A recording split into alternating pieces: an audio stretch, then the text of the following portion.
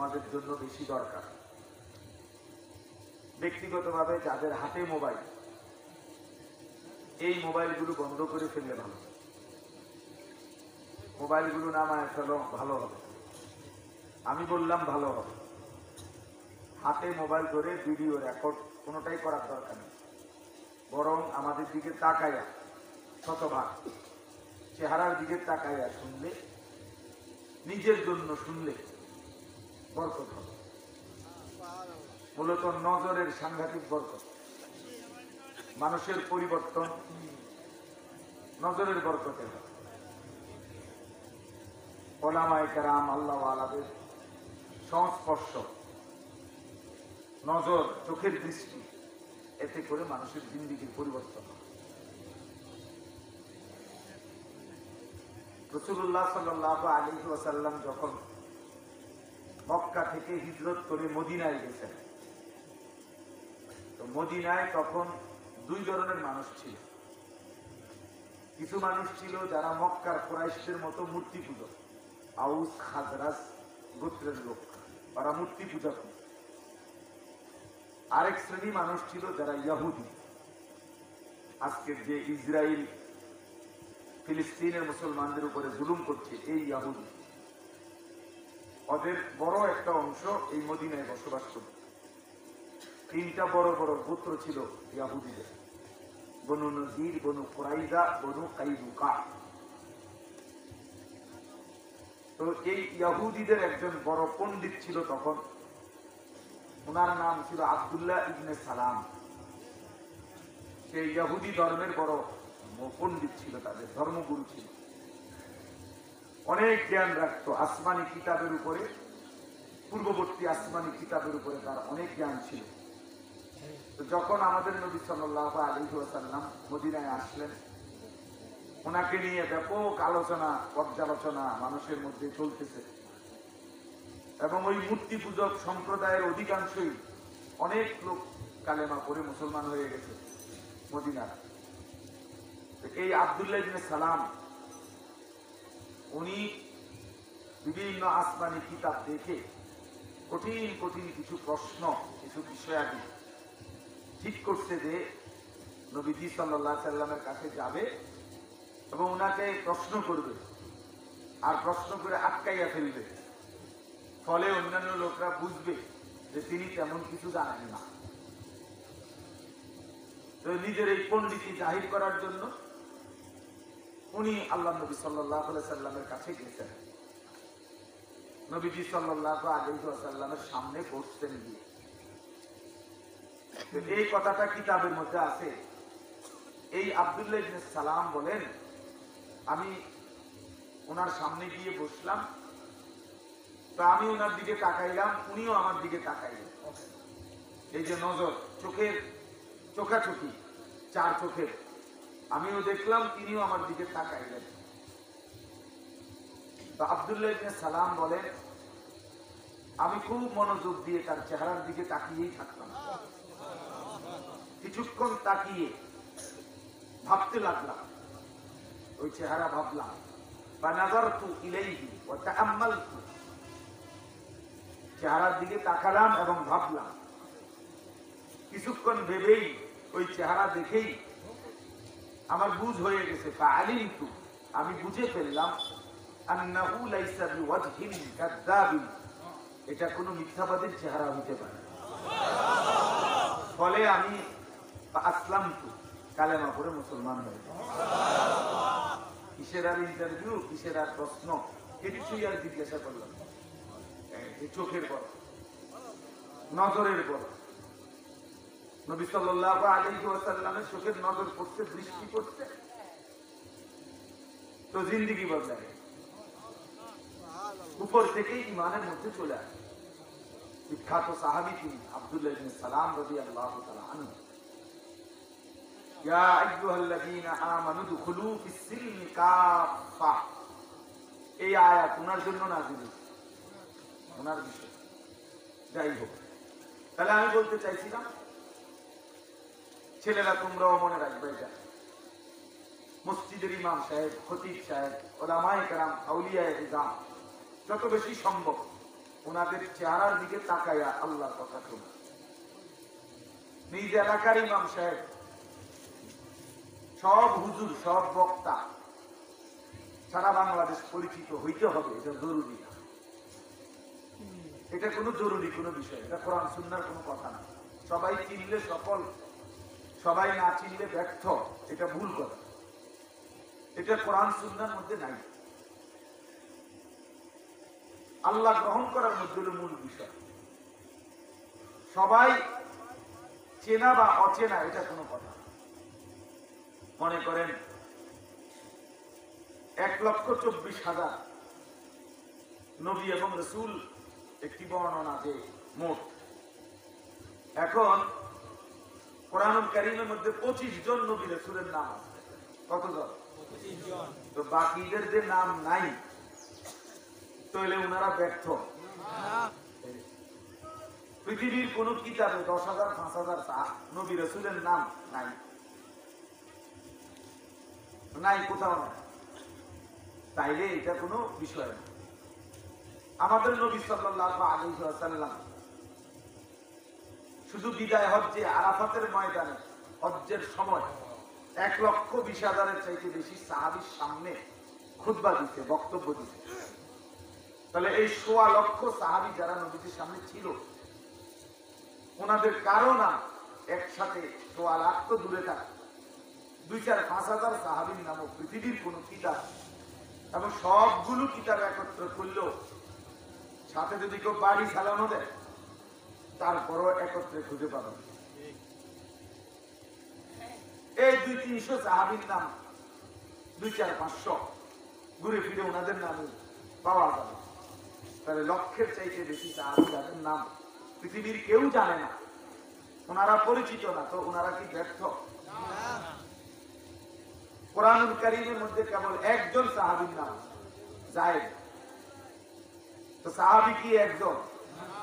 তো আবু বকর, ওমর, ওসমান, আলী, ওনাদের নাম যে নাই। এই জন্য দোস্ত, রাত গভীরে সবাই এটা প্রথম বললাম, আল্লাহর ইচ্ছা কেউ বেশি লোকের কম লোক বলবে, এটা মালিকের ফায়সালা।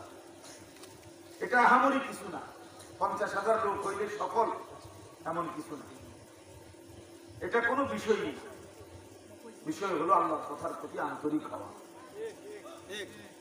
এই জন্য সব সময় মাঝ বয়সী চাচারা, মুরব্বীরা, আপনাদেরকেও বলি, ইমাম সাহেবের জুমার বয়ান মনোযোগ দিয়ে চোখের দিকে তাকায় আসুন। অনেক বয়স্ক লোকের বদভ্যাস, গিয়ে মসজিদে গান ফালাইয়া নিচের দিকে বয়ে বয়ে দিবা।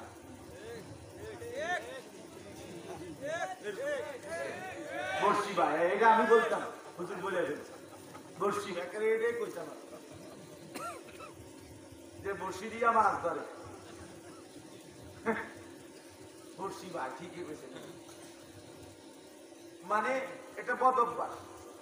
কিন্তু উনি যখন চা দোকানে গপ মারে, চা চা কুইদ্যা ওঠে, লাফাইয়া ওঠে, বল খাইয়া ওঠে, 10 জনে জাদা দিয়ে ওনারে তখন আর থামাই তারা। আল্লাহ দোহাই কাকা, আমি শুধু থামেন, আরে হইয়া লইয়া বুঝে গেল। এখান থেকে বৈশা প্রয়োজনে আমেরিকার প্রেসিডেন্টের বুদ্ধি এইটা বলা পারে। ইসলামী কথাতে এক্সপার্ট, কথাতে এক্সপার্ট। 14 গোষ্ঠীর বদনাম করার মধ্যে পুরা সমাজের মানুষের সমালোচনা করাতে এক্সপার্ট। কিন্তু তাব্বাতিয়াতা সূরাটা ঠিক মতো বোঝা না। বলবেন শুদ্ধ করে কথা। হ্যাঁ না হুজুর, আমরা সাধারণ মানুষ, কোন রকম আইনা দুটা ভাত খাইয়া শুইয়া লাগে, আমরা রিটার্ন জিঙ্গে নেব, আমরা যে কপ মারেন, লম্বা লম্বা কথা কন, পন্ডিতি করেন যে, হ্যাঁ, এটা বদ আখলাক। 60 বছর বয়সে আপনার ভিতরে আরো পরিবর্তন হওয়ার কথা। এই জন্য যিনি যত বেশি ওলামায়ে কেরামের কথা আন্তরিকতা নিয়ে, নজর দিয়ে, মনোযোগ দিয়ে শুনবেন, আল্লাহ তাআলা তার জিন্দেগি ততটা বেশি পরিবর্তন করবে। এখানে পরিচিতি অপরিচিতির কিছু নেই, সবাই চিনার কিছু নেই।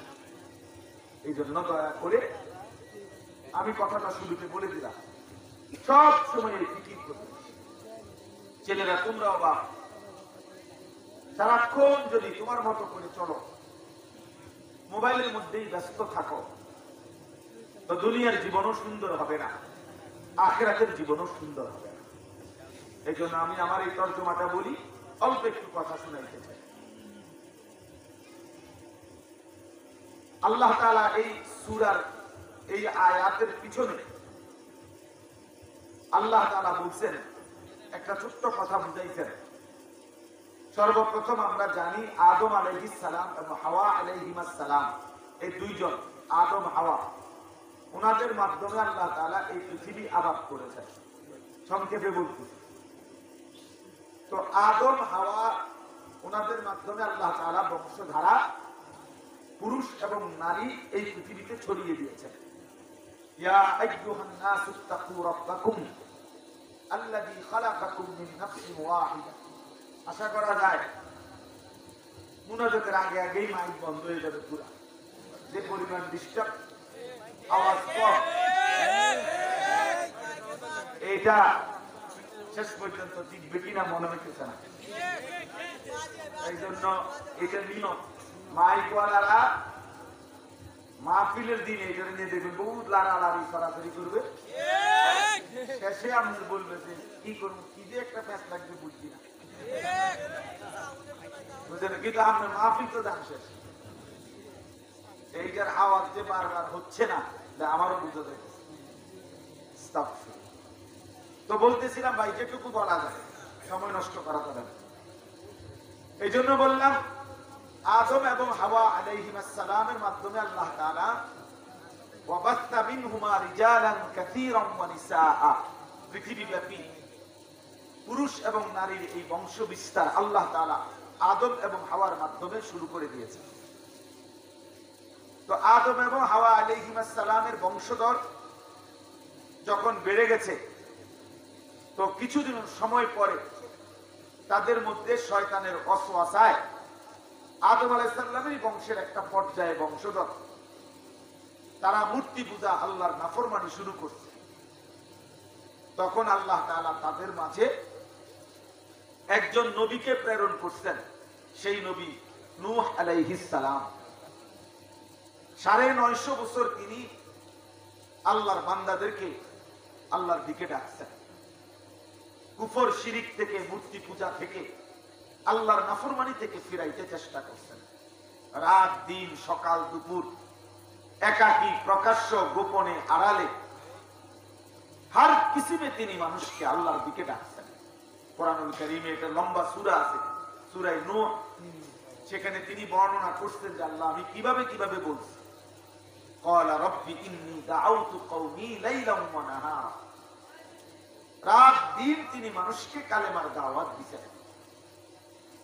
আচ্ছা, তো লম্বা সময় পরে 950 বছর পরে আল্লাহ তাআলা ফয়সালা দিবেন, লা ইউমিনা মিন কওমিকা ইল্লা মান কাদ আমানা। এই 950 বছরে যে কয়জন কালেমা পড়ছে, আর বাকিরা কেউ কালেমা পড়বে না, আল্লাহ বলে দিয়েছে। কাজে তুমি নৌকা বানাও, আমি আল্লাহ তুফান দিয়ে তাদেরকে ধ্বংস করে দেব, তুমি শুধু তোমার অনুসারীদেরকে নিয়ে নৌকায় ওঠো।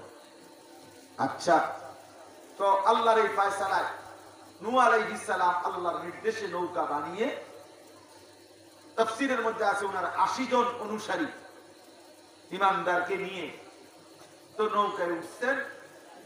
বাকিদেরকে আল্লাহ তাআলা তুফান দিয়ে, পানি দিয়ে ডুবিয়ে ধ্বংস করে দিয়েছেন। তো এখন আবার নৌকা থেকে যখন নামছে নূহ আলাইহিস সালাম, ওনার এই কয়জন ঈমানদার নিয়া এই পৃথিবীতে, এখন মানুষ এই কয়জন, আবার আর কোথাও কোনো মানুষ নাই। ওই নূহ আলাইহিস সালামের সাথে যে কয়জন, এই কয়জন। তাহলে একটা জিনিস বুঝেন, পৃথিবীতে আল্লাহ তাআলা এই দুইবার, প্রথম একবার আদম এবং হাওয়া, এই দুইজনকে যখন জমিনে পাঠাইছেন, তো দুইজনই ছিল পূর্ণ ঈমানদার, আল্লাহ তাআলার অনুগত। মাঝখানে একবার নাফরমানি বেড়ে গেল, তো নূহ আলাইহিস সালামকে পাঠাইলেন, আবার নূহ আলাইহিস সালামের অবাধ্য জাতিকে ধ্বংস করে দিয়ে পুনরায় পৃথিবীতে আবার নতুন করে যাদেরকে আবার অবস্থান করতে দিলেন, এরাও সকলেই পূর্ণ ঈমানদার। কারণ বাকিদেরকে তো কি করে দিছে? ধ্বংস করে দিছে। তাহলে দুইবার আল্লাহ তাআলা পৃথিবীতে শুধু ঈমানদারকে দিয়ে আবাদ করছেন। এরপরে আল্লাহ তাআলা এই যে আয়াতটা পড়ছি, এই আয়াতের অর্থ হলো এই, এরপর থেকে নিয়ে আল্লাহ তাআলা কিয়ামত পর্যন্তের জন্য এই নীতি আল্লাহ চালু করছেন যে এখন থেকে নিয়ে কিয়ামত পর্যন্ত সর্বযুগেই আর চূড়ান্ত ভাবে কাউকে সকলকে একসাথে ধ্বংস করা হবে না, বরং এখন সর্বযুগে পরবর্তী জেনারেশন মানে নূহ আলাইহিস সালাম এবং ওনার সঙ্গের এই কয়েকজনের পরবর্তী যারা উত্তরসূরি ধীরে ধীরে আসবে যুগে যুগে, তারা হবে দুই ধরনের। একদল হবে উত্তম উত্তরসূরি, আরেক দল হবে নিকৃষ্ট মন্দ উত্তরসূরি। অর্থাৎ জমিনে এবারে আল্লাহ বুঝাই দিলেন কিয়ামত পর্যন্তই দুইটা প্রজন্ম থাকবে, একটা প্রজন্ম উত্তম প্রজন্ম, আরেকটা হলো নিকৃষ্ট মন্দ প্রজন্ম। যারা উত্তম তাদেরকে আরবিতে বলে খালাফ, পূর্ববর্তীদেরকে বলে সালাফ, আর যারা নিকৃষ্ট মন্দ উত্তরসূরি তাদেরকে বলা হয় খালফুন, লামের মধ্যে সাকিন।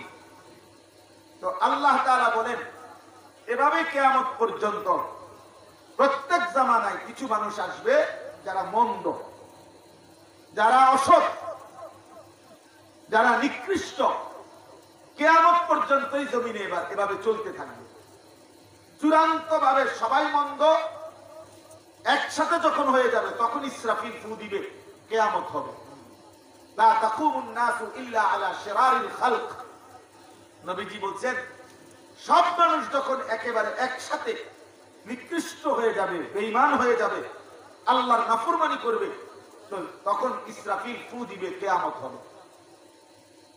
তাইলে মাঝখানে সর্বযুগে একদল থাকবে উত্তম মানুষ, আরেক দল থাকবে নিকৃষ্ট মানুষ, মন্দ লোক। ফাখালাফা মিন বাদিহিম খালফুন, এই যে আয়াত আসতে থাকবে যুগে যুগে খালফুন, নিকৃষ্ট একটি সম্প্রদায়। কিছু মানুষ হবে প্রত্যেক জামানায়, প্রত্যেক সমাজের, প্রত্যেক দেশের, প্রত্যেক অঞ্চলের, আল্লাহর ভাষায়, কোরআনের ভাষায় এরা হলো নিকৃষ্ট, এরা মন্দ, এরা অসৎ। আল্লাহ বলছে তারা কারা? আল্লাহ তাআলা দুইটা পরিচয় বলছে। এই দুইটি বদভ্যাস যাদের মধ্যে থাকবে তারা হবে প্রত্যেক যুগের, প্রত্যেক সমাজের, প্রত্যেক অঞ্চলের, প্রত্যেক মহল্লার, প্রত্যেক দেশ জাতির মন্দ লোক, নিকৃষ্ট লোক। এক নাম্বার হলো আবাউস সালাহ, যারা প্রতিনিয়ত নামাজ নষ্ট করে। যারা কি নষ্ট করে? নামাজকে নষ্ট করে।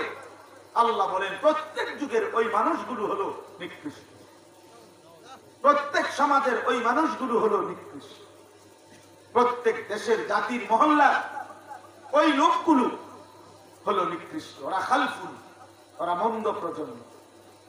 এক নম্বর যারা নামাজ নষ্ট করে। আবাউস সালাহ, প্রিয় কিশোর যুবক, নওজোয়ান বাবারা, সবাইকে বলি নিজের হিসাব নিজেই মিলাবেন, নিজের হিসাব নিজেই মিলাবেন। আল্লাহর কোরআনের ভাষায় আপনি আপনার পরিচয় নেবেন, নিজের পরিচয় নিজে নেবেন। আবাউস সালাহ, এখানে এবার আসেন, তাফসীরের মধ্যে আছে লাইসাল মুরাদু আন্নাহুম তারাকুস সালাহ। প্রত্যেক সমাজের, যুগের, অঞ্চলের নিকৃষ্ট মানুষ কারা? আল্লাহ বলেন এক নম্বরে যারা কি নষ্ট করে? বলেন না সবাই, বলেন। নামাজ কি করে? এই কথার অর্থ তাফসীরে লিখছে, এই কথার অর্থ এটা নয় যে তারা নামাজ ত্যাগ করে, নামাজ পড়ে না, এটা অর্থ না। মানে যারা নামাজ পড়ে না, টোটালি নামাজ ছেড়ে দেয়, তারা উদ্দেশ্য না। বরং যে মানুষগুলো নামাজ পড়ে কিন্তু পড়ার পরেও পড়ার নামে নামাজকে নষ্ট করে। কথাটা একটু মনোযোগ দিয়ে, আমি দেরি করুন না, আমি নিজেই গরিব টাইম দেখতেছি। নামাজ পড়ে কিন্তু নামাজ পড়ার নামে নামাজকে কি করে? এরা নিকৃষ্ট, এরা প্রত্যেক সমাজের মন্দ লোক, অসৎ লোক, নিকৃষ্ট লোক। এবার একটা সহজ কথা আগে বুঝেন, প্রথম এটা বোঝা উচিত, আমাদের এই কিশোর ছেলে তোমরাও ভাবা উচিত, মাঝ বয়সী যারা তারাও ভাবা উচিত। মূলত একটা জরুরি কথা হলো যে নামাজ পড়েই না, আল্লাহ পাক এখানে তার আলোচনা করে নাই, তারে মন্দ প্রজন্ম, মন্দ মানুষের মধ্যেও তারে অন্তর্ভুক্ত করে নাই। অর্থ হইল বেনামাজি যারা, টোটালি যারা নামাজ পড়ে না, নামাজ ছেড়েই দেয় যারা, দিনের পর দিন যায় 5 ওয়াক্ত নামাজ পড়ে না, মাসের পর মাস যায় কোনদিন ফজরের নামাজ পড়ে না, আল্লাহ তাআলার ভাষায় এই আয়াতের আলোকে তারা মানুষের কোন প্রকারের মধ্যেই পড়েই না।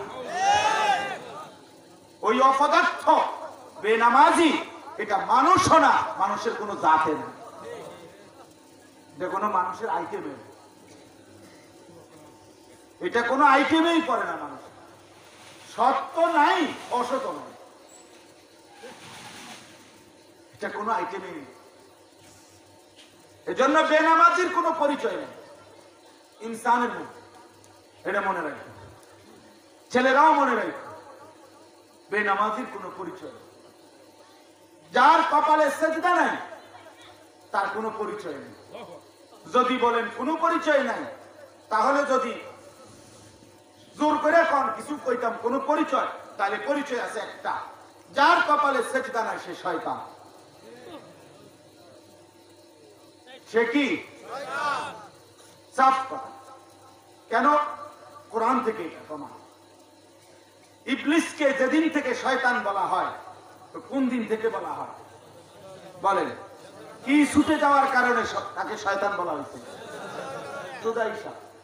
এর 1 ঘন্টা আগে, 10 মিনিট আগেও না আল্লাহ না অন্য কেউ তারে কোনদিন শয়তান বলে না। সে তো শয়তান ছিল না, সে তো ছিল মুআল্লিমুল মালাইকা, ফেরেশতাদের শিক্ষক ছিল সে, মুআল্লিম। তাহলে এই মাত্র একটা সেজদা মাত্র ছুটে গেছে। এক সেজদায় কয় রাকাত নামাজ হয় বলে না কেন? একটি সেজদা দিলে কয় রাকাত নামাজ হয়? 1 রাকাত। এক সেজদা, 1 রাকাত নামাজের জন্য কমপক্ষে কয়টা সেজদা দিতে হয়? 1 রাকাত নামাজ একটি মাত্র সেজদা। আল্লাহ তাআলা বললেন আজকের থেকে তুমি শয়তান। 2, আজকের থেকে তুই রাজিম, ফখরুজ ফাইন্নাকা রাজিম, আজকের থেকে তুই অভিশপ্ত, বের হ। আজকের থেকে তুই মুতাকাব্বির, ফামা ইয়াকুনু লাকা আন তাতাকাব্বারা ফিহা, অহংকারী, সেজদাবিহীন নাফরমান। আল্লাহ বলছে তুই অহংকারী, তুই শয়তান, তুমি রাজিম, অভিশপ্ত। 4, ফা ইন্না আলাইকাল লানাতা ইলা ইয়াউমিদ্দিন, আল্লাহ বলছে কিয়ামত দিন পর্যন্ত তোর উপরে আমি আল্লাহর লানত। এজন্য বেনামাজি মনে রাখিস, যার কপালে সেজদা নাই, ওই পুরুষকে বইল, ওই নারীকেও বইল, ওই মহিলাকেও বইল, বেনামাজি মহিলাকে, যে তোর উপরে আল্লাহর লানত কিয়ামত পর্যন্ত। সেজদাবিহীন। কোরআনুল কারীমে আল্লাহ ওয়া ইন্না আলাইকাল লানাতা ইলা ইয়াউমিদ্দিন, 1 দিন 2 দিন না, কিয়ামত পর্যন্তর জন্য লানত, লানত, লানত, লানত। এই জন্য বলছি মানুষের কোন আইটেমের মধ্যে বেনামাজির কোন পরিচয় নেই। সেজদাবিহীন। তোমরা অনেক ছেলে পেলে, কিশোর, নওজোয়ান, তোমাদেরকে আলাদা ভাবে বলি বাবা, আমার জীবনে ব্যক্তিগত ভাবে আমি কিশোর, নওজোয়ান যুবকদের জন্য একটু বেশি ফিকির করি। এক একজনের এক এক দিকে একটা ঝোঁক থাকে, আলেমদের মধ্যে এক একজনের এক এক দিকে মেহনতের একটা কি থাকে, ঝোঁক থাকে। আমার মেহনতের ঝোঁকটা বেশি, এটা কিশোর নওজোয়ানকে বুঝানো। আমি ব্যক্তিগতভাবে বহুভাবে চেষ্টা করি, ফিকির করি কি করা যায় নওজোয়ানদের জন্য। আমার মাদ্রাসা কুমিল্লা ক্যান্টনমেন্ট ময়নামতি সাহেবের বাজার। আলহামদুলিল্লাহ মাদ্রাসা আগামী মাসের প্রথম সপ্তাহ আগস্টে বন্ধ থাকবে, সেমাহি পরীক্ষার বন্ধ। আমি গত ফেব্রুয়ারি মাসে একবার আয়োজন করছিলাম, এইবার আবার আয়োজন করার সিদ্ধান্ত নিছি যে আগামী মাসের 5, 6, 7 আগস্টে মঙ্গল, বুধ, বৃহস্পতি এই 3 দিন 15 থেকে 30 বছর বয়সী কিশোর যুবক, স্কুল, কলেজ, ইউনিভার্সিটি পড়ুয়া অথবা পড়ে না এমন ছেলেরা যেই যাবে, দাওয়াত দিছি সারা দেশে যেন আমরা 3 দিন আমি নিজে সশরীরে থেকে কোনো মাহফিলও রাখি না। ওই 3 দিন বলছি যে রাত দিন মাদ্রাসায় থাকবো, মাদ্রাসা বন্ধ থাকবে, নির্ধারিত উস্তাদরা থাকবে, আমি শহর থেকে এই স্কুল, কলেজ, ইউনিভার্সিটির এই বয়সী ছেলেদেরকে অথবা পড়ে না এমনি ছেলে, যুবক, কিশোর, ওযু, নামাজ, গোসল, 4-5টা সূরা, দোয়া, কালাম, আত্তাহিয়াতু, দুরূদ শরীফ, দোয়ায়ে মাসুরা, নিত্য প্রয়োজনীয় কিছু সুন্নাত, বিভিন্ন সময়ে কিছু দোয়া এবং তার চরিত্র হেফাজতের জন্য কিছু মন্দ আখলাক, মদ, জুয়া, জিনা, ব্যভিচার, গান, বাদ্য, বিড়ি, সিগারেট, নারী পুরুষের অবাধ মেলামেশা, নিজের হাত গুনার কাজে ব্যবহার ইত্যাদি মন্দ আখলাকের বিষয়ে আলাদাভাবে তুলে ধরে ধীরে ধীরে বুঝাইয়া বলার চেষ্টা করা। এরকম একটা তারবিয়াতি প্রশিক্ষণ কোর্স একবার করছিলাম ফেব্রুয়ারিতে, 1 দিনের জন্য, সকাল 10টা থেকে একবারে মাগরিব পর্যন্ত। আর এইবার করব ইনশাআল্লাহ 3 দিন ব্যাপী। তো এখান থেকেও দাওয়াত দিলাম, কোন কিশোর, কোন যুবক যদি সুযোগ হয় আমাদের ওখানে যাওয়ার, গেলে আমরা ইনশাআল্লাহ এই 3 দিন ফ্রি, কোনো টাকা পয়সা কিচ্ছু লাগবে না, কষ্ট করে শুধু শরীরটা লইয়া যাইবা। উদ্দেশ্য আল্লাহর বান্দা, আল্লাহর দয়া, আমগো মহব্বতের বহু মানুষ আছে যারা ওরাই টাকা দিবে, ইনশাআল্লাহ আল্লাহ ব্যবস্থা করে দিবে, নওজোয়ান যাবে, শিখবে। তো আমার বলার উদ্দেশ্য হলো ছেলেদেরকে আমি এটা বুঝাইছি, একটি প্রজন্মের, আল্লাহ কোরআনে বলছে খালফুন, একটি জেনারেশনের, একটি অঞ্চলের নিকৃষ্ট মানুষও তারা, মন্দ লোক তারা, যারা নামাজ নষ্ট করে। আর তাফসীরে স্পষ্ট আছে ওরা না, যারা নামাজ ছেড়ে দেয় তারা না, তারা কোনো আইটেমেই নাই, তারা মানুষের কাতারেই নাই, তারা প্রজন্মের অংশই না, তারা আগেই বা তারা সেজদাবিহীন, দিনকে দিন যাদের কেটে যায়, রাতকে রাত কেটে যায়, ওরা আনআম, চতুষ্প জন্তু, জানোয়ার ছাড়া আর কিচ্ছু হইতে পারে না।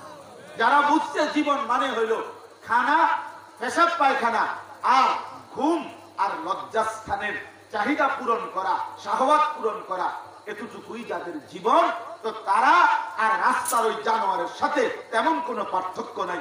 জানোয়ারও খায়, ঘুমায়, পেশাব পায়খানা করে, যৌন চাহিদা পূরণ করে। তুমি আমিও যদি মনে করি জীবন মানে খানা আর ঘুম আর পেশাব পায়খানা আর যৌন চাহিদা পূরণ করণ, তাইলে বাবা বিশ্বাস করে রাস্তার ওই জানোয়ারের দিকে, রাস্তার ওই কুত্তার দিকে তাকাইয়া দেখো, তার সাথে তোমার তফাৎ কি?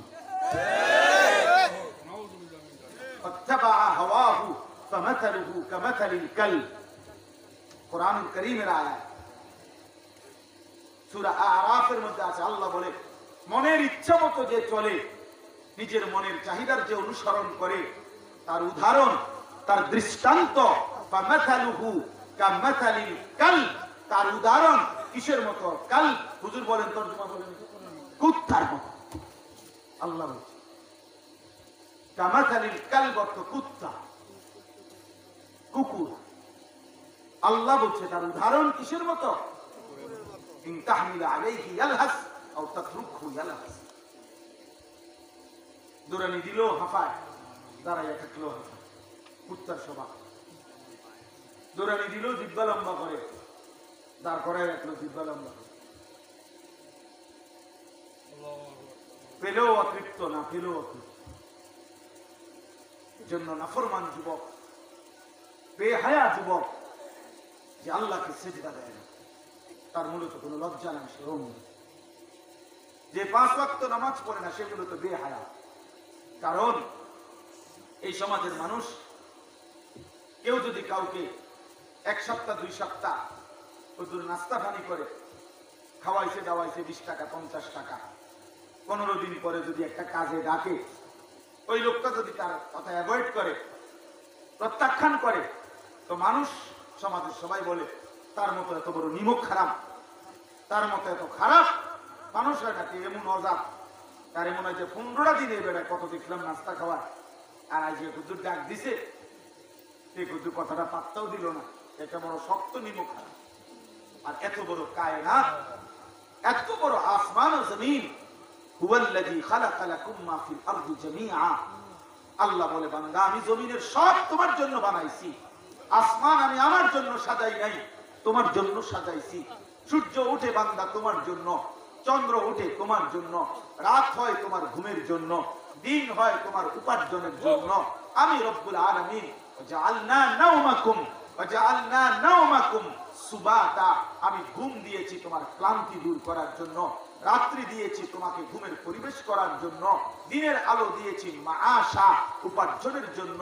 আমি আল্লাহ গোটা কায়নাত ইন্না জাআলনা মা আলাল আরদি জিনাতাল লাহা, সৌন্দর্যময় করে পৃথিবী আমি আল্লাহ সাজিয়েছি বান্দা তোমার জন্য, তোমার জন্য, শুধু তোমারে বানাইছিলাম আমার জন্য।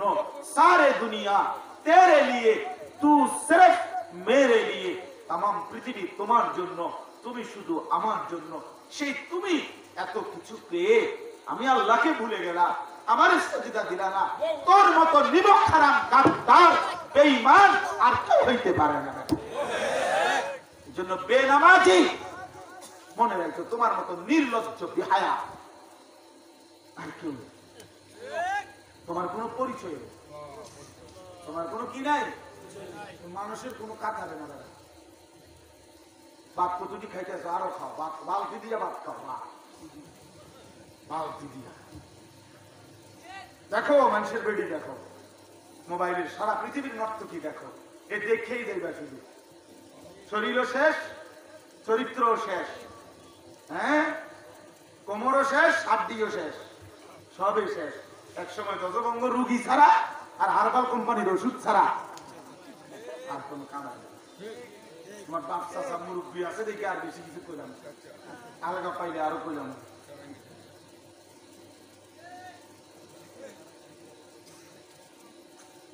জীবনটা নষ্ট করা ছাড়া এই নারী দেখে, ছবি দেখে, মোবাইলের এই অস্থির দৃশ্য দেখে আখিরাত তো বরবাদ হলোই, দুনিয়াটাও। নিজের শরীর, স্বাস্থ্য, জীবন, যৌবন নষ্ট করা ছাড়া খোদার কসম আর কিছুই মিলে না, আর কিছুই মিলে না, হতাশাই মিলে, আফসোসই মিলে। তাইলে আসেন, আল্লাহ তাআলা বললেন ফাখালাফা মিন বা'দিহিম খালফুন আদাউস সালাহ, যে নামাজ ত্যাগ করে, করে না তারে না, যে নামাজ নষ্ট করে তারে বলছি নিকৃষ্ট। এখন নামাজ নষ্ট করে কে? একদম ছোট্ট কথায় বলি, 3টি কাজ যে করে সে নামাজকে নষ্ট করে পুরো। এক, যে নামাজ পড়ে ঠিক কিন্তু সর্বদাই নামাজের মধ্যে দেরি করে, নামাজকে তাখির করে, অর্থাৎ নামাজকে যথাসময়ে পড়ে না। আল্লাযীনা ইউআখিরুনাস সালাহ, যারা নামাজকে দেরি করে এরা হলো নামাজকে নষ্ট করে, এরা নিকৃষ্ট মানুষ। আবার কেমন ভয়ানক কথা বলে, নবীজি উদাহরণ দিয়ে বুঝাইছে, হাদিসে আছে। নবীজি সাল্লাল্লাহু আলাইহি সাল্লাম বলছে তিলকা সালাতুল মুনাফিক, আমার কাছে আরবি কিতাব আছে, আবু দাউদের হাদিস। নবীজি সাল্লাল্লাহু আলাইহি সাল্লাম বলছেন ওই নামাজ মুনাফিকের নামাজ, ওই নামাজ মুনাফিকের নামাজ, ওই নামাজ মুনাফিকের নামাজ। 3বার বলে আসরের নামাজের উদাহরণ দিছে নবীজি। ইয়ারকুবু হাত্তা তাগরুবাশ শামস, কাজে লোকটা অপেক্ষা করে, আসরের নামাজ পড়ে না, পড়ে না, পড়ে না, পড়ে না, এরই মধ্যে সূর্য ডুবার টাইম হয়ে গেছে। হাত্তা কানাত বাইনা কারনাই শাইতান, সূর্য ডুবার সময় সূর্য শয়তানের 2 সিংহের মাঝখানে থাকে। নবীজি বলছে কামা ফানাক্কারা আরবাআন, সে এই টাইমে তাড়াহুড়া কইরা 4 রাকাত আসরের নামাজ যেন 4টা ঠোকরা মারছে এইভাবে আদায় করে। রাসূল বলছেন এটা মুনাফিকের নাম। টোটালি পরে না, এটা না, বুঝেন নাই কথা। পরে কি দেখেন বেড়াত লাগাই উনানে লাগাইয়া একবারে মাথাত লাগাইয়া টাইমের একবারে শেষ মাথাত নিয়া। আমাদের দেশের মহিলাদের বদ অভ্যাস, 1টা বাজে জোহরের নামাজের আজান হয়েছে, এ বুড়ি যখন জোহরের নামাজ পড়তে দেওয়া হলো 4:30 আজান হয়েছে, এই ভাত রাঁধছে, করলা ভাজি করছে, ডাল রাঁধছে, জিফুত গোসল করাইছে, গরুরে গোসল করাইছে, ছাগলের গোসল করাইছে, গোটা উডান ঝাড়ু দিছে, এরপরে দিয়া কাপড় চোপড় ধুইছে, এরপরে রৌদ্র দিছে, 14 গোষ্ঠীর গোটা ইউনিয়নের যত কাম সব শেষ করে এরপরে বাইরে গেছে 4টা, 4:15। এই সময় উনার নামাজের কথা মনে পড়ছে। এরপরে 12 রাকাত 10 রাকাত নামাজ 4-5 মিনিটের মধ্যে জাপানি মেশিনে বুঝেন না, উঠে আর নামে দমাধুম। এটা ফরেনার কি, এটা ফরেনার তামাশা, তামাশা সব সময় নামাজকে বিলম্ব করে। তাহলে যে সর্বদা নামাজকে বিলম্ব করে আল্লাহ তাআলা বলছে সে খালফুন, মন্দ লোক। 2 নাম্বার, আর বেশি ব্যাখ্যা বললাম না। 2 নাম্বার হলো নামাজের মধ্যে ফরজ ওয়াজিব, নামাজের আদাব শারায়েত, নামাজের যে ফরজ ওয়াজিব আছে এগুলো যে ঠিক মতো আদায় করে না, আল্লাহর কসম তাফসিরে লিখছে সে নামাজকে নষ্ট করে, ওই লোক মন্দ লোক। এখন বলেন নামাজের মধ্যে রুকু থেকে সোজা হয়ে দাঁড়ানো ওয়াজিব কিনা? তো আমাদের দেশের অসংখ্য লোক আছে যারা রুকুটা দিয়া মাথাটা একটু উড়াইয়া নিচের দিকে যায় না। আপনার ব্যায়ামটা কি কাকা? সমস্যাটা কি? সমস্যা কি? রুকুর থেকে সোজা হয়ে দাঁড়ালেন না কেন? ওয়াজিব ছেড়ে দিছে। 2 সেজদার মাঝখানে বসা স্থির হয়ে ওয়াজিব। আমি শুধু একটা উদাহরণ বললাম, আরো তো বহু আছে। 2 সেজদার মাঝখানে বসা ওয়াজিব, বুঝছেন কিনা বলেন? 2 সেজদার মাঝখানে স্থির হয়ে বসা এটা কি ওয়াজিব। অসংখ্য মুসল্লি আছে সেজদা একটা দিয়া মাথাটা একটু আলগি দিয়ে আরেকটা মারা, আরেকটা দাঁতা। আপনি মাঝখানে বসলেন না, কি ছুটে গেল? ওয়াজিব।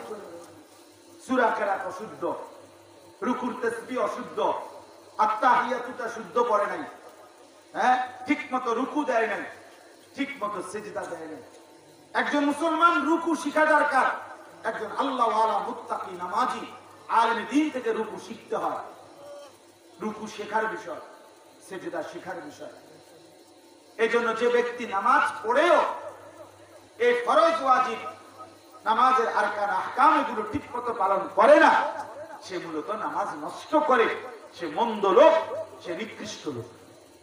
এবার উদাহরণ শুনেন, তাফসীরে আছে হযরত হুযায়ফা রাদিয়াল্লাহু তাআলা আনহু, নবীজির একজন বিখ্যাত সাহাবী। উনি একদিন উনার সামনে দেখছেন একজন লোক নামাজ আদায় করতেছে। তাফসীরে মাআরিফুল কোরআনে আমি নিজের চোখে পড়ছি। তো ওই লোক নামাজ শেষ করে সালাম ফিরাইছে, আর হুযায়ফা ওনারা ডাক দিছে, এদিকে আয়েশা জিজ্ঞেস করছে যে তুমি যে এখন নামাজ পড়লা, ওই লোক ঠিক মতো রুকু সিজদা করে নাই, তো আজকে কতদিন যাবত তুমি এভাবে নামাজ পড়ো? ওই লোক বলছে সাহাবীর কাছে যে গত 40 বছর যাবত আমি এভাবেই নামাজ পড়ি। উনি বলছে আল্লাহর কসম গত 40 বছর তুমি কোনো নামাজই পড়ো নাই, কোনো নামাজ আদায় করো নাই। কি খবর চাচারা? যারা নামাজ টোটাল পড়ে না তাদের বিষয়টা তো বললাম, কিন্তু আপনারা যারা পড়ার নামে এই তামসা করেন, আপনাদের হালাত। 60 বছর বয়সেও আপনার কলজার মধ্যে 10টা সূরা ঠিক করার মতো মানসিকতা আসেনি। আপনি আজও বুঝলেন না যে আত্তাহিয়াতু ঠিক করা দরকার। আফসোস ছাড়া আপনি আজও বুঝলেন না। আমার শায়েখ আল্লামা মুফতি মুশতাকুন নবী কাসিমি হুজুর আমার 4-5 বছর আগে একদিন বলছে মাওলানা কয়েকজন আলেমকে রেডি করেন, আমরা খুলনা যাব। তা আমি 33 জন আলেম রেডি করছিলাম। তো যাওয়ার আগের দিন বললাম হুজুর খুলনা কোথায় যাব, কেন যাব? বলছে পাকিস্তান করাচি বিশ্ববিখ্যাত বুজুর্গ কুতবে আলম আরিফ বিল্লাহ হযরত মাওলানা শাহ হাকিম মোহাম্মদ আখতার রাহমাতুল্লাহ একজন খলিফা, খুলনার হযরত মাওলানা মুফতি নুরুল আমিন সাহেব, অনেক বড় বুজুর্গ। বলছে ওনার কাছে আমরা যাব। আমার শায়েখ আল্লামা মুফতি মুশতাকুল নবী সাহেব বলতেছে মাওলানা আমরা ওনার কাছে যাব, 3 দিন থাকবো, শুধু সুন্নত মোতাবেক ওযু নামাজ শেখার জন্য। এবং কসম আল্লাহ ওই 3 দিন থাইকে আমরা হযরতের কাছে যখন ওযু নামাজ শিখছি, তো আমিও শায়েখ এবং আমরা সব আলেম আমরা স্বীকৃতি দিছি দাঁড়াইয়া যে আমাদের নামাজের মধ্যে অসংখ্য সুন্নতের খেলাফ ছিল। গত বছরও খুলনার হযরত শায়েখ আমার বাসায় রাত্রে একদিন ছিলেন মেহমান হয়ে। সারাদিন প্রোগ্রাম শেষ করে আমার বাসায় ছিলেন। রাতের 1:30 বাজে আমি একাকি বাসায় বললাম হযরত আমি রুকু সেজদা দেই, একাকি আপনি আমার এগুলো ঠিক করে দেন। অনেকক্ষণ হযরত দেখার পরে বলছি মাওলানা রুকুতে শুধু ডান হাত, এটা একটু এদিকে বেশি চলে যায়, এটা আবার ঠিক করতে হবে। আবার দাঁড়ায় দাঁড়ায় হযরতের সামনে ঘুমের আগে এই রুকুর হাত ঠিক করে ধরাটা, এরপরে শুইতে গেছি। তাহলে আজও আমার শিখা বাকি আছে, আজও শেখা বাকি আছে। আপনাদের হালাত আমরা কওমি মাদ্রাসার নুরানির বাচ্চারা যদি আমরা চাচাদের সামনে খাড় করাই যে একটু ডরাইস না, শুধু জ্যান দিয়ে ভুল করে চাচারে ধরে লাগি, হ্যাঁ শুধু ধরে লাগি, দাঁতা দিয়ে লাগি, দাঁতারে ধরে লাগি আঁধা দিয়া কামড়া করছেন কি কর আর তাই হেতু এমনি কর।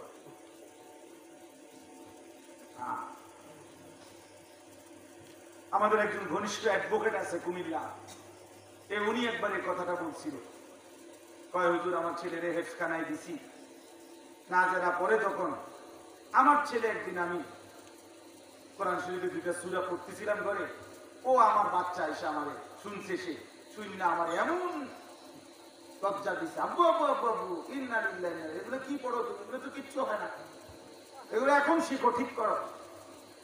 কয় হুজুর তার লজ্জায় আমি আলহামদুলিল্লাহ কোরআন শরীফ ঠিক করছি। আমার বাপ রাগ হয়ে না, রাত হয়েছে, আমি ইচ্ছা করে দেরি করতে পারতেছি না, আমি এখান থেকে আবার সিলেট যাবো আছে ইনশাআল্লাহ। তো এই জন্য বললাম যে আপনাদের কাছে যারা নামাজ পড়েন আপনারা নামাজ সুন্দর করেন আর একটু ঠিক করেন।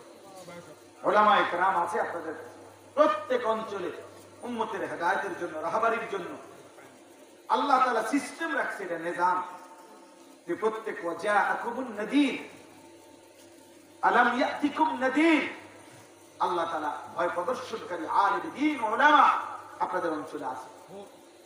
আপনাদের ওযু নামাজ, ছেলেরা তোমাদের অনেকের ফরজ গোসল, বীর্যপাত হলে গোসল ফরজ হয় বাবা, এই ফরজ গোসল ফরজ শরীয়তের মোতাবেক করতে হয়, আদায় করতে হয়। নাকের নরম জায়গায় পানি পৌঁছানো গোসল ফরজের সময়, এটা ফরজ। এখন নাকের নরম জায়গায়, এই মানুষের নাক বাঁকা হয় যে দূর, এর দূরে এখানে কয় নরম জায়গা, এখান পর্যন্ত পানি পৌঁছাইতে হবে। তো অজুর মধ্যে আমরা স্বাভাবিক নাকে যে পানি দেই এতটুকু যথেষ্ট না, কারণ অজুর মধ্যে নাকে পানি দেওয়া সুন্নত, ওটা একটু কম হইলেও সমস্যা নেই। কিন্তু ফরজ গোসলের মধ্যে নাকে নরম জায়গা পর্যন্ত পানি পৌঁছানো কি ফরজ। এটা যদি 1 বিন্দু কম হয় তাইলে ফরজ আদায় হবে না। আর আদায় না হলে আপনারা যদি বঙ্গোপসাগরে নিয়ে সুবানি দেন তারপরেও আপনি পবিত্র হবেন না। আর অপবিত্র ব্যক্তি যদি কাবা শরীফের ছাদে উঠতেও নামাজ পড়ে তার নামাজ কবুল হবে না, না না, দৈন্তান নয়তান না। কোন না দৈন্তান না, মদিনার না। নামাজ হবে না, তোমার কাবা শরীফ পাইতে এলে হইতে। অতএব নামাজ ঠিক করা, অজু ঠিক করা, গোসল ঠিক করা এই মামুলি বিষয় না, এই বিষয় ছোট্ট না। এই পবিত্রতার মধ্যে আমার নামাজ, পবিত্রতার মধ্যে লা তুকবালু সালাতুন বিগাইরি কুহুরিন। এজন্য বললাম, আল্লাহ বলছে ওই মানুষগুলো নিকৃষ্ট যারা তাদের নামাজ নষ্ট করে। তাহলে এটার দ্বিতীয় অর্থ হলো যারা নামাজের ফরজ ওয়াজিব, নামাজের আদাব আর কান নিয়মাবলী ঠিক মতো আদায় করে। 3 নাম্বার, নামাজ নষ্ট করে কারা? তাফসীরের মধ্যে লিখছে যারা জামাতের সাথে নামাজ আদায় করে না। যারা কিসের সাথে নামাজ আদায় করে না, সেই তারা তাদের নামাজকে নষ্ট করে, তাদের নামাজকে নষ্ট করে। এই জন্য দয়া করে প্রত্যেকে উত্তম মানুষ হওয়ার জন্য 1 নম্বরে নামাজ বাধ্যতামূলক পড়া উচিত। 2 নম্বরে নামাজকে আরো সুন্দর জামাতের সাথে উপযুক্ত সময় হলেই যথাসময়ে আদায় করে ফেলা উচিত। আল্লাহ আমাদেরকে তৌফিক দান করেন।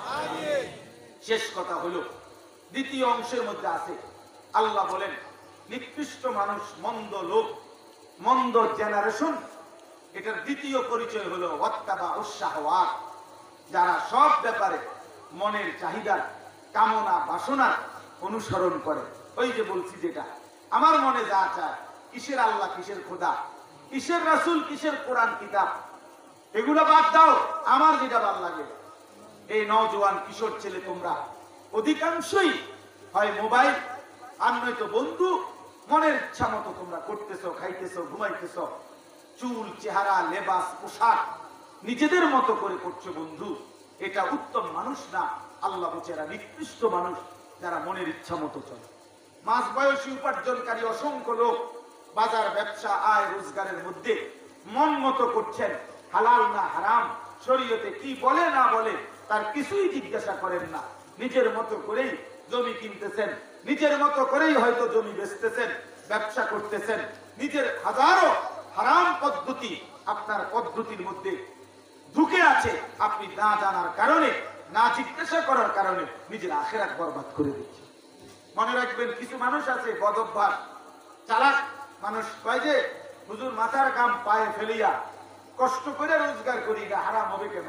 না না বাপ, কোনো কিছু কষ্ট করে মাথার গাম পায়ে ফেলে উপার্জন করিলেই এটা হালাল হয় না। বোঝেন না?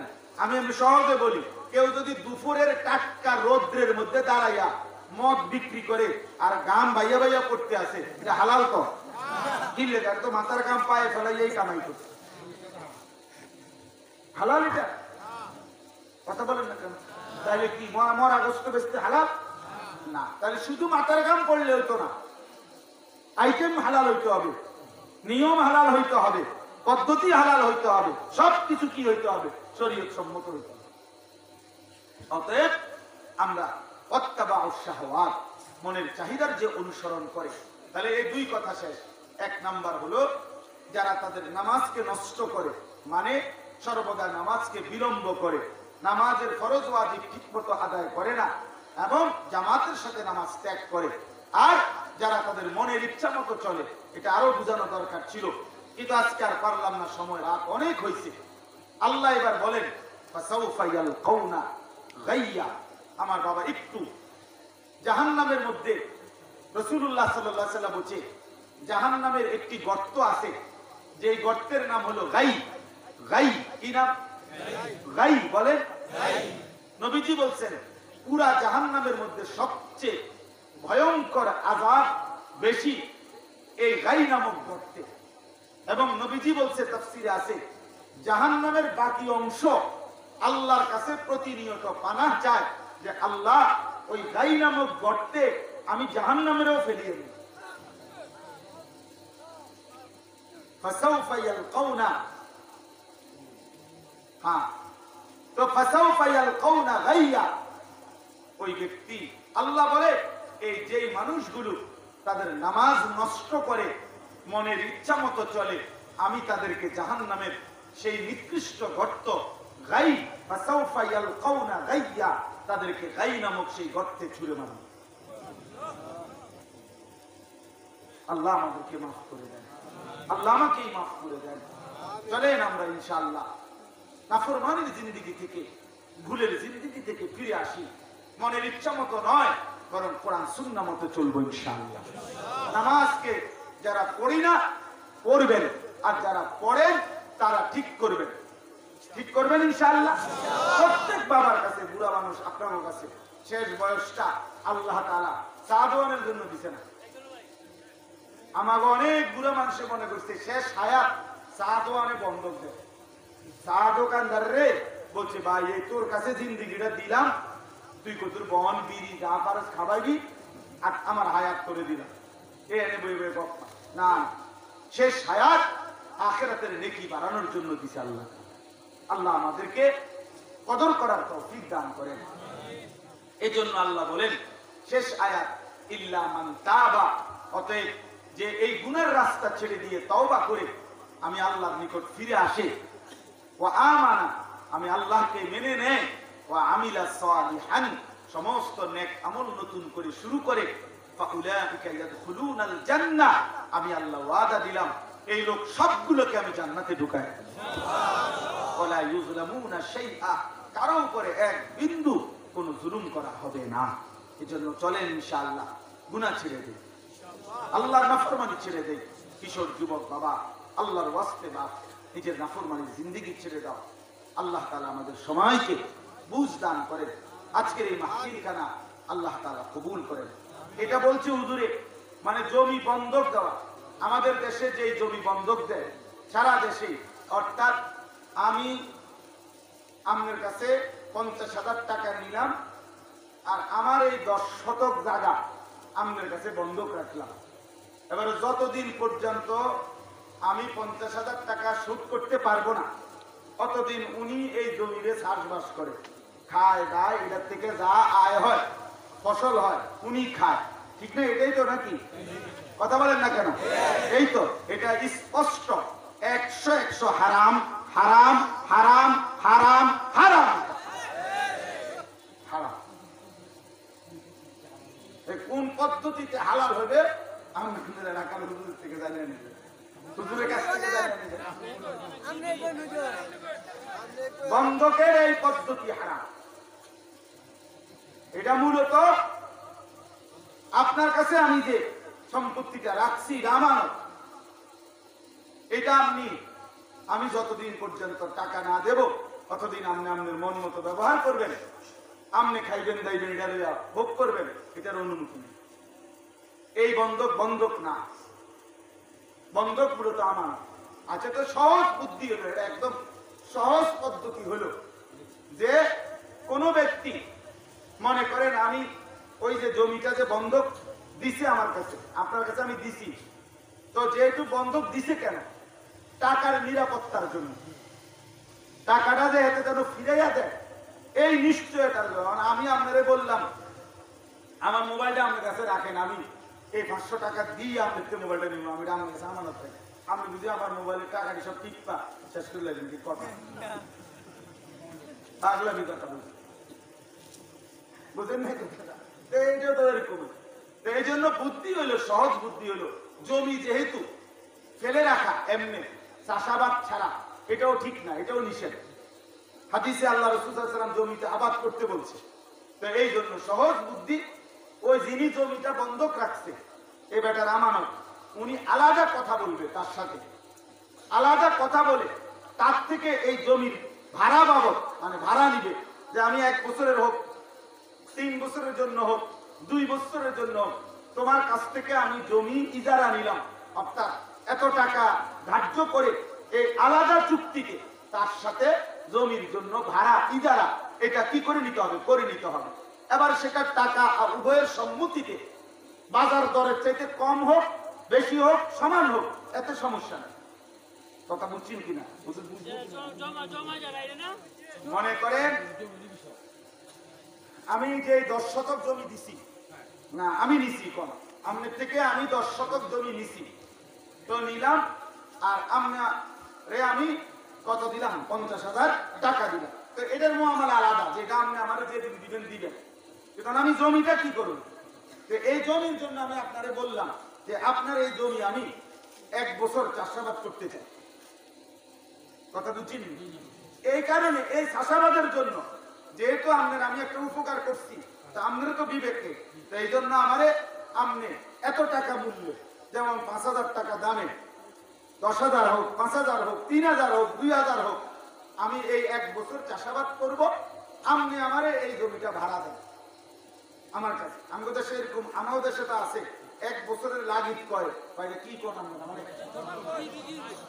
মানে 1 বছরের জন্য চাষ করে না মানুষ, খেত যে 1 বছর পরে এত টাকা দিয়ে ভাড়া নিছে, বছর শেষে এটা ছুটে যায় জমি, আবার নিতে হইলে আবার 1 বছরের কি দিতে হইব, ঠিক নেই? এরকম এইটারে আলাদা চুক্তিকে আপনি তার থেকে কি নিবেন?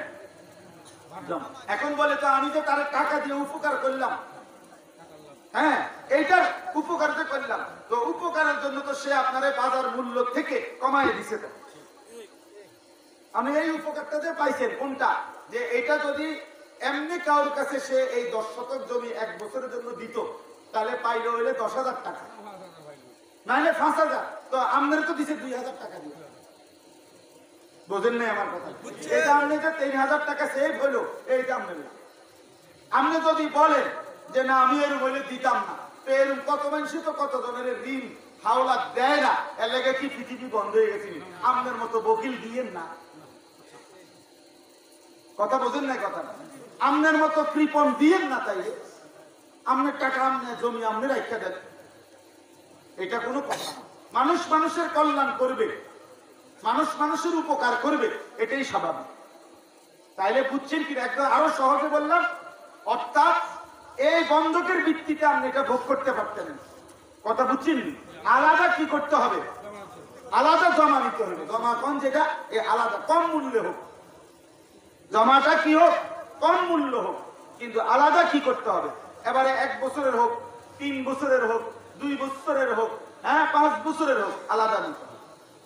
আল্লাহ আরো আসলে এত বড় মাহফিলে একসাথে বুঝানো কঠিন, আপনারা পৃথক ভাবে আলেমদের থেকে বুঝে নিলে এটা সহজ, এটা কঠিন কিছু না। আমরা যদি অমাকৃত কয় নতুন করে আইয়ে হুজুর আইয়া একটা ভেজাল লাগাই দিল, আমনেরটা ভেজাল না, হারামটা ভেজাল না, আমারটা ভেজাল। কথা বলেন নাই? আমি এক জায়গায় গেছি বিয়ে, আমার এক ছাত্রের বোনের বিয়ে, বেচারা আমারে খুব জোর করে দিছে, ওর আবদার আমি বিয়ে পড়াইতাম। তো আমি বললাম ইজেন এভাবে হবে, উকিল বলতে কিছু নাই, সে আলগা লোকে এত করতে একটা আছে ব্যান্ড কিনতে বলে উকিল, আমি কি তা মেয়ে, উনি মেয়ের কিছুই না, তা আমি কি উকিল আবার? মেয়ের বাবা আছে, চাচা আছে, দাদা আছে, বড় ভাই আছে, তারাই তো আছে এখানে, তো তারাই তো মেয়ের কাছ থেকে এজেন্ট আনছে, বিয়ের অনুমতি আনছে।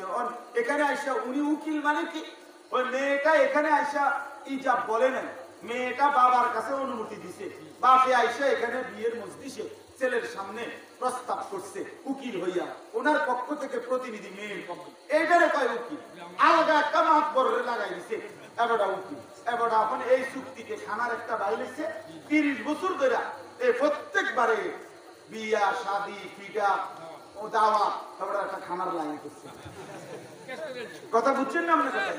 অথচ বাপ চাচা দাদা থাকতে মেয়ের পৃথক কোন উকিলের কোন দরকার মোটেই নাই। কিসের উকিল আবার ভালো কথা? তাহলে এই জন্য বললাম। তো এখন উনি আমার বলতেছে হুজুর এই ওই শার্ট প্যান্ট পরা হইলো, টাই পরা একদম, উনি বলতেছে হুজুর এখন আইয়া আমি নতুন করে ভেজাল লাগাইলে, হ্যাঁ এটা ইয়া হইতো না, ভালো হইতো না, যেমনি চলতেছে এমনি চলতে দেন। তাই আমি বললাম যেহেতু আমারটা হইলে একটু ভেজাল হয়, তাইলে আমি আলহামদুলিল্লাহ ভাত খাইছি, আমার খানার বুঝ হয়ে গেছে, আমি জায়গা বিয়াম নিয়ে পড়া আগের নিয়মে, আমি এই নিয়ম জানি না, কম আমরা কি রেডি পারিনি, তো তাহলে মাত বই করেন কেন? বোঝেন নাই আমার কথা? এটা কোনো কথা তাইলে আমাদের সমাজের কিছু মানুষ আছে এরকম, আর নতুন করে এটা কইলে ওইগুনি, হ্যাঁ নতুন করে বলে নাই, এটাই পুরাতন কথা, মাঝখানে আপনারা নতুনটা বানাইয়া নিছেন। প্রত্যেক বিদআত নতুন, প্রত্যেক কুসংস্কার নতুন, প্রত্যেক সামাজিক কুপ্রথা এটা হলো নতুন, গায়ে হলুদ এটা নতুন, বিয়ার গেট এটা নতুন, জামাইয়ের গাড়ি গাড়ি। আমি আজকেও বয়ানে বলছি যে জামাই বিয়ে করে ফুলা গাড়ি সাজায়, প্রাইভেট কারের ফুল দিয়ে সাজায়। পাগল কত নাম্বার পাগল হইলে যে বিয়ে করে একেবারে প্রাইভেট কারে নিয়ে বিয়ে করে, তাহলে হেটার গায়ে ফুল লাগাবো কেন? তোর বাকরাম দেখে বিয়ে করে মানুষ গাড়ি সাজায়। তো বিয়ে কার? কি প্রাইভেট কারের বিয়ে না মানুষের বিয়ে? তাহলে প্রাইভেট কারের সাজাই লাগাবো সামান্য কম কি দেখাই বলে কি কাজ? কমন সেন্স তো থাকা উচিত। বলে বিয়ের গেট এটা এত উঁচা 70,000 টাকা, যদি এটা জামাইয়ের জন্য বানানো হয় তো জামাইটি সবাই লগে মাটির মধ্যে দাঁড়াইয়া এদিক দিয়ে ঢুকতেছে, জামাইরে তো উচিত আলাদা কেরেন আইনা রশি দিয়া ওই গেটের উপরে উঠাইয়া টাঙ্গাইয়া এরপরে হ্যান থেকে ফালাইলে, তাইলে না এটা ইজ্জত হইবে। সম্মান যে জামাইরে যথোপযুক্ত সম্মান দিয়া গেটের উঁচা মাথার থেকে আসার দিয়া ফালাইতে পারে। নাহলে এটা কি বলেন? এটা কি সামাজিক কূপ? এগুলো নতুন। আর আমরা বললে বলবেন হ্যাঁ নতুন করে বুঝি ইসলামের টানে নতুন, আপনার বানানোটা নতুন।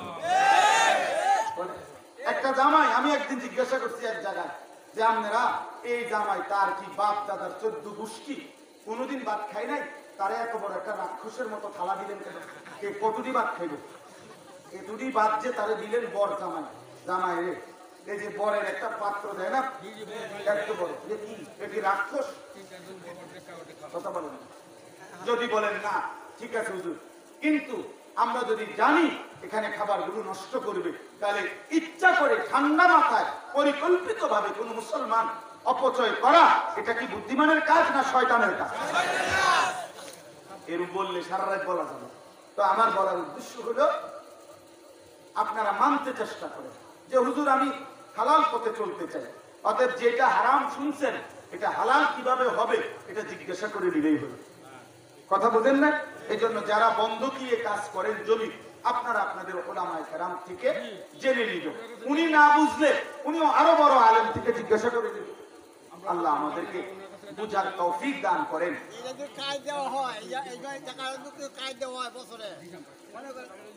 জি জি। কোন বছর? না আচ্ছা আমার লোক আবার কথা বলতে পারলাম এই বছর হইতো।